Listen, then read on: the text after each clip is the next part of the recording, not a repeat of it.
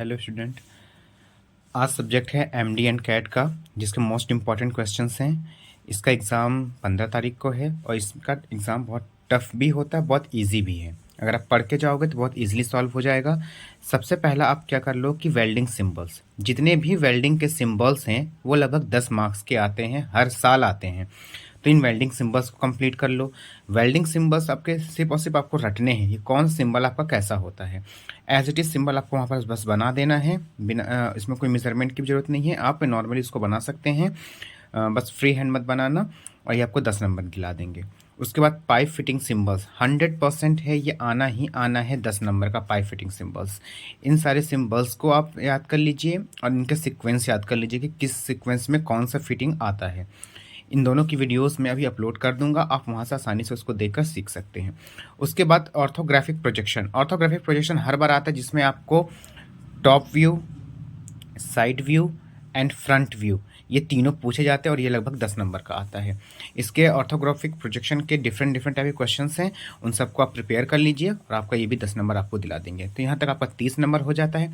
उसके बाद most important आपकी असेंबली। असेंबली 40 नंबर की आती है। हो सकता है कि ये 2 असेंबली भी दे दे या फिर आपको एक ही असेंबली 40 नंबर की आ जाए।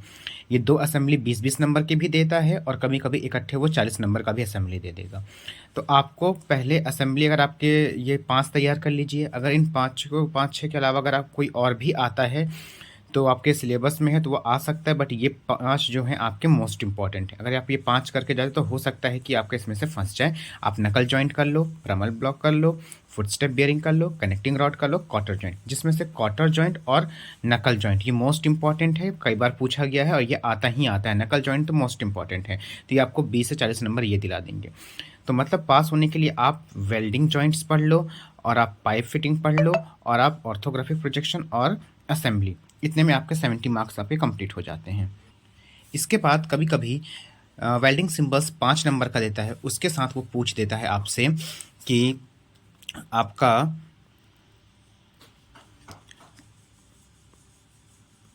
Counter sunk, counter bore and facing, ये क्वेश्चन भी लगभग 5 नंबर का पूछा गया है।